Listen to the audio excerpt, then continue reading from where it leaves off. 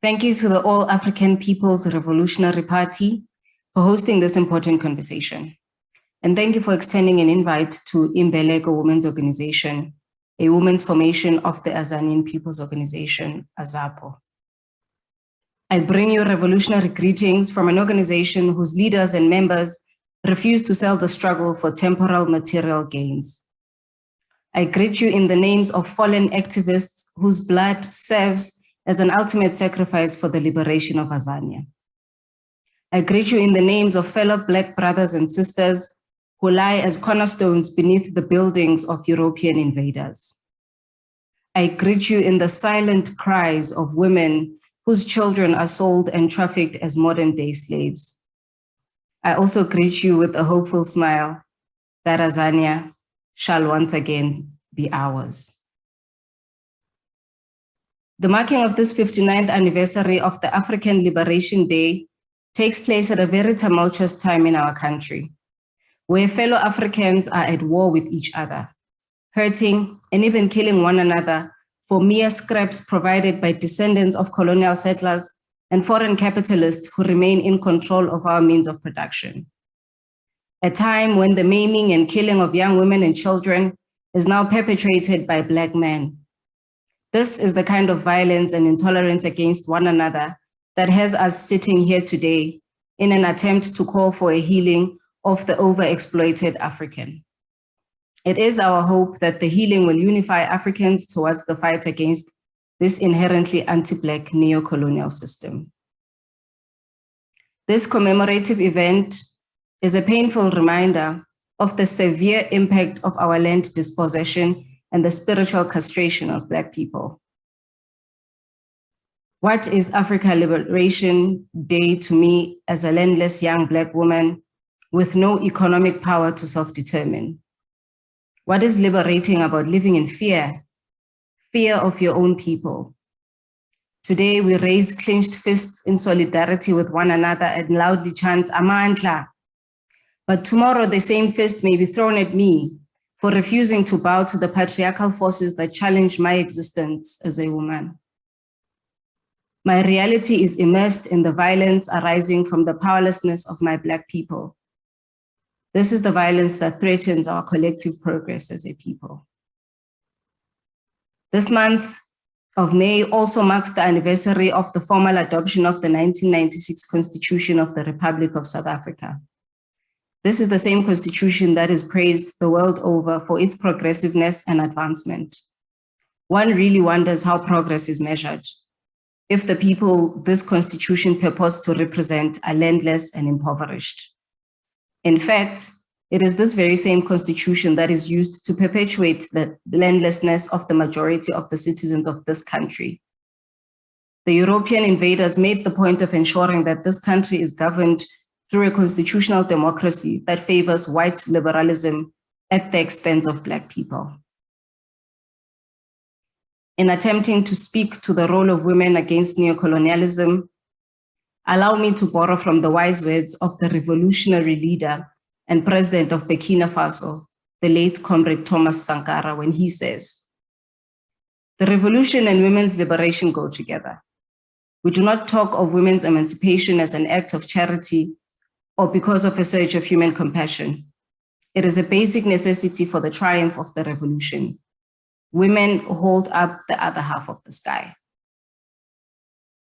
Sankara's counsel should be understood in the context of finding who the Black woman is in the struggle matrix and how important she is in the united fight against neo-colonialism and the fight for the true liberation of our land and all that belongs to her. History is littered with stories of triumphalism by many a woman warrior. Our African way of life teaches us that women are sacred ancestral beings who ought to be revered as gods. They are the portals through which life is given. Not only do they birth and nurture people to humanity, but they also defend them against any harm. But most importantly, they set and determine the trajectory of the futures of their nations. It was Nkrumah, when talking about the successes of their struggle in Ghana, who told us, I quote, "From the beginning, women have been the chief field organizers," close quote. We also know of brave women warriors like Mkabayi Kachama, Ya Asentewa, Mbuya Nehanda, and Queen Nzinga, who all have been very instrumental in the fight against the invasion of their nations by the European colonialists. These warriors represent the uncontaminated character and might of Black women in Africa. These are the warriors who remind us that no revolution may be successful without the participation of women. It is from understanding the importance of women in society that one is forced to suggest that the economic exploitation of Black women in this country and their exclusion and participation in decision-making is not only myopic, but remains a grave injustice.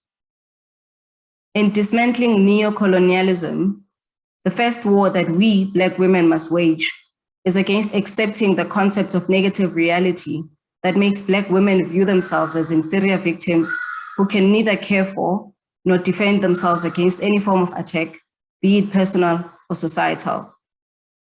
This attempt by the system to create in every Black woman a helpless, powerless being must be rejected with the disgust it deserves. The second, perhaps most important fight should be rejecting any divisive strategy meant to drive a wedge between the Black woman and the Black man, as if both are not victims of imperialism, racism, and neo-colonialism. Our temporary material conditions are created such that the two remain at odds with each other when they are supposed to be united in the fight against the system of oppression. If we Black people contribute knowingly and unknowingly in the persistence of this antagonistic relationship, then we must accept the inevitable death of the Black race. Third, we must refuse to allow the system to insinuate Black women in the struggles of those who are on the side of the oppressor. Having noted the ease with which neo-colonialism as a continuum of colonialism mutates and shapeshifts, it can be understandable why Black women find resonance in certain philosophical constructs that are invented to safeguard the efforts of white women in positioning themselves for power. However well-meaning white women may be, they will never return to us our stolen land. However well-meaning white women may be, they will never settle for anything less than being a boss to Black women. They will never be part of the healing and restoration of the Black family, and they will never sacrifice the luxuries of their comfortable positions in the pyramid of white power. We must remember that our fundamental struggle as Black people in this overly exploited settler colony is for the return of our land to its rightful owners. We need the convergence of the forces of our Black women and Black men to overcome this struggle, if not for ourselves, then for future generations of the Black race. It is only through this convergence of our united forces as a Black race that neo-colonialism can be dismantled. Our unity must, without fear or doubt, silence the arrogance of this mutating, multifaceted anti-Black system. By going back in history to find the unadulterated Black woman and Black man, and using that as a basis upon which a new liberated being is created, we shall have succeeded in wiping away any trace of the self-mutilating African the colonialists would have created. Tamaku.